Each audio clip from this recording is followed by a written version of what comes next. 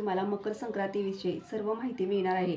मकर संक्रांतीला कोणते वस्त्र धारण करायचे नाही, तसेच मकर संक्रांतीचं वाहन कोणतं आहे, मकर संक्रांतीचं उपवाहन कोणतं आहे, मकर संक्रांत कोणत्या दिशेनं आलेले आहे आणि मकर संक्रांतीचं नक्षत्रातलं नाव कोणतं आहे, याविषयी संपूर्ण मकर संक्रांतीची माहिती तुम्हाला आजच्या व्हिडिओमध्ये पाहायला मिळेल. तर तुम्ही हा व्हिडिओ कुठेही स्किप न करता व्हिडिओ शेवटपर्यंत बघा. तुम्ही जर माझ्या चॅनलवर नवीन असाल तर चॅनलला लाईक करा, शेअर करा, नक्की सबस्क्राईब करा. चला आता व्हिडिओला सुरुवात करूया. सर्व स्वामी सेवेकरांना श्री स्वामी समर्थ. तर तुमचं प्रियालयस या चॅनलमध्ये अगदी मनापासून स्वागत आहे.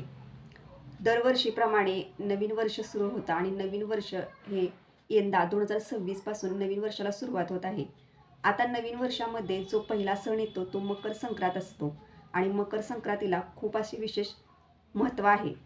कारण आपल्या हिंदू धर्मामध्ये जो नवीन वर्षामध्ये पहिल्यांदा सण येतो तोच सण आहे मकर संक्रांत. मकर संक्रांतीच्या आधी भोगी असते आणि भोगीच्या दुसऱ्या दिवशी मकर संक्रांती असते आणि मकर संक्रांतीचा हा सण आपण खूप उत्साहानं जल्लोषानं प्रत्येकजण साजरा करत असतो. भोगी, मकर संक्रांत आणि किंक्रांत असे 3 दिवसाचे सण असतात आणि ह्या 3 दिवसामध्ये आपल्याला कशा प्रकारे कोणत्या गोष्टी करायच्या आहेत आणि कोणत्या गोष्टी अशा आहेत की ज्या आपल्याला त्या दिवशी धारणच करायच्या नाहीत, तर आजच्या व्हिडिओमध्ये बघा. आता दरवर्षीप्रमाणे म्हणजे आत्तापर्यंत पहिल्यापासूनच बघा चालत आलेली परंपरा. भोगी दिवशी विशेषतः मिक्स भाजीला खूप महत्त्व आहे बघा. आपण भोगी दिवशी मिक्स भाजी बनवतो. मिक्स भाजी म्हणजे कोणती, तर बाजारामध्ये ज्या पालेभाज्या आलेल्या असतात किंवा वांगी, बटाटे, पावटा, फ्लॉवर, वाटाणा किंवा कांद्याची पात, ह्या सर्व पालेभाज्या, फळभाज्या ज्या असतात बघा, त्या सर्व भाज्या आपण एकत्र करतो, सर्व भाज्या मिक्स करतो आणि मिक्स भाज्यांची आपण एकच भाजी बनवतो बघा घरामध्ये. आणि त्यानंतर आपण भोगी दिवशी बाजरीच्या भाकरीसुद्धा बनवतो.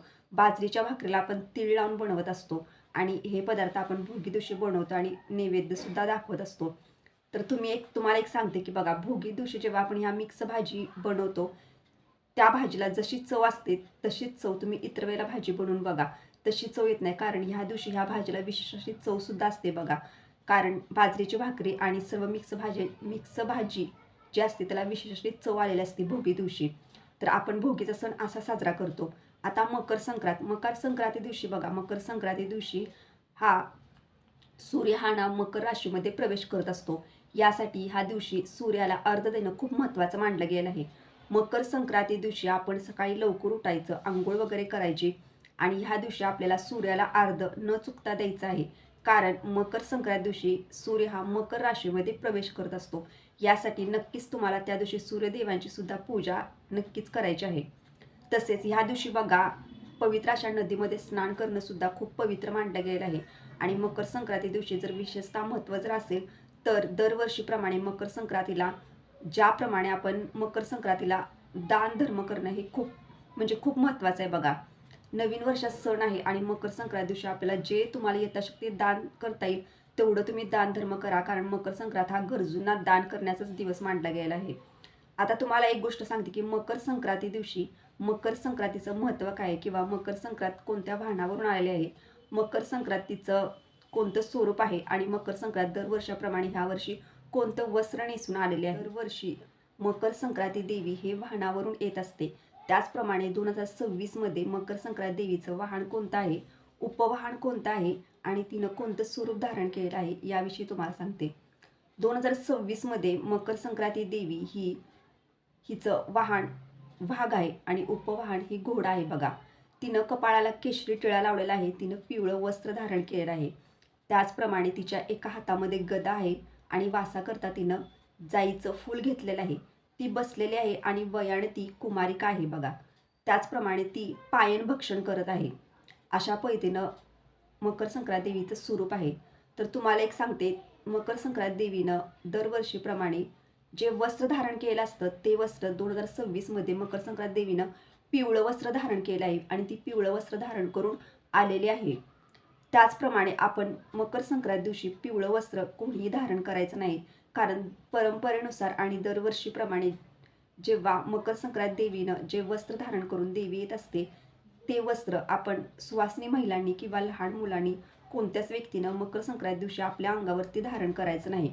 मी तुम्हाला इथे फक्त वस्त्रात सांगितलं, पण पिवळ्या कलरची जर दागिने वगैरे असतील पिवळ्या दुसऱ्या वस्तू असतील त्या वस्तू तुम्ही नक्कीच दागिने वगैरे सर्व तुम्ही पिवळ्या कलरचे घालू शकता. कारण हळदीचा रंगसुद्धा पिवळा आहे, तर आपण पिवळी हळदसुद्धा वापरू शकतो. फक्त आपण मकर संक्रांतीनंतर जे वस्त्र कलरचं धारण केलं असतं तो कलर आपल्या अंगावरती आपण त्या दिवशी वापरायचा नाही. तर आता मी तुम्हाला एक सांगते की मकर संक्रांती 2026मध्ये मकर संक्रांती देवीची दिशा कोणती आहे याविषयी तुम्हाला सांगते. 2026मध्ये मकर संक्रांती देवीची दिशा ही मकर संक्रांती देवी ही पूर्वीकडून पश्चिमेकडे जात आहे आणि वायव्येकडे ती बघत आहे. अशा पद्धतीनं तिची दिशा आहे. त्याचप्रमाणे 2026मध्ये मकर संक्रांती देवीचे नक्षत्र नाव हे मंदाकिनी आहे. अशा पद्धतीने मी तुम्हाला मकर संक्रांती या देवीचं स्वरूप कोणतं आहे, मकर संक्रांती देवीचं वाहन कोणतं आहे, उपवाहन कोणतं आहे, दिशा कोणती आहे याविषयी किंवा तिनं वस्त्र कोणतं धारण केलेलं आहे, तिच्या हातामध्ये काय आहे, या सर्व विषयी मी तुम्हाला माहिती दिली. तर आता मी तुम्हाला सांगते की मकर संक्रांती दिवशी जर सर्वात जास्त गोष्टींना जर महत्त्व जर असेल ना जास्त कोणत्या गोष्टीला, तर ते आहे अन्नदान करणे. तुम्ही ह्या दिवशी तुम्हाला जेवढं शक्य होईल तेवढं तुम्ही दानधर्म नक्कीच करा. तुम्ही वस्त्रदान करा, तुम्ही अन्नदान करा, तुमच्याकडे जी गोष्टी असतील त्या यथाशक्ती दान करा. गरजूंना, भुकेल्यांना अन्नदान करा, गरजू गरीब व्यक्तींना मदत करा. कारण मकर संक्रांती हा दिवसच गरजू व्यक्तींना आणि गरीब व्यक्तींना मदत करण्यासाठी खूप महत्त्वाचा दिवस मानला गेला आहे. या दिवशी तुम्ही जेवढ्या जास्त प्रमाणात अन्नदान करणार, जेवढ्या जास्त प्रमाणात तुम्ही दानधर्म करणार तेवढं तुम्हाला मकर संक्रांती सणाचं पुण्य पावित्र्य मिळत असणार. यासाठी तुम्हाला यथाशक्ती त्या दिवशी न चुकता तुम्हाला मकर संक्रांती दिवशी तुम्हाला जे शक्य असेल ते तुम्हाला दानधर्म करायचे. अन्नदान करा. तुम्ही तुमच्याकडे जी वस्तू आहे ती तुम्ही दानाच्या स्वरूपात नक्कीच दानधर्म करा. किंवा तुम्हाला एखादी जर गोरगरीब व्यक्ती जर रस्त्याला दिसली, रोडवरती दिसली, तरीसुद्धा तुम्ही यथाशक्ती तिला दानधर्म नक्कीच करा. तर आता हे मकर संक्रांतीचं मी तुम्हाला सांगितलं. तर आता तुम्हाला एक सांगते की आता किंक्रात म्हणजे काय, तर दुसऱ्या दिवशी जेव्हा मकर संक्रांत हा सण होतो म्हणजे 14 जानेवारीच्या नंतर 15 जानेवारीला किंक्रात आहे. तर किंक्रात दिवशी आपल्याला काय करायचं नाही, तर किंक्राती दिवशी आपल्याला ना कोणते सुद्धा शुभ कार्य करायचे नसतात. कोणते शुभ कार्य म्हणजे काय, तर कोणतं व्यवसायाला सुरुवात करायची नाही किंवा तुमची जी महत्त्वाची कोणती कामं असतात बघा त्या महत्त्वाच्या कामांना सुरुवात करायची नाही. कोणत्याही प्रकारचं महत्त्वाचं काम करायचं नाही, व्यवसायाला सुरुवात करायची, कोणतीही गोष्ट आपल्याला त्या दिवशी घ्यायची सुद्धा नाही किंवा एखादं सोनं नाणं सुद्धा आपल्याला किंक्रातीला खरेदी करायचं नाही.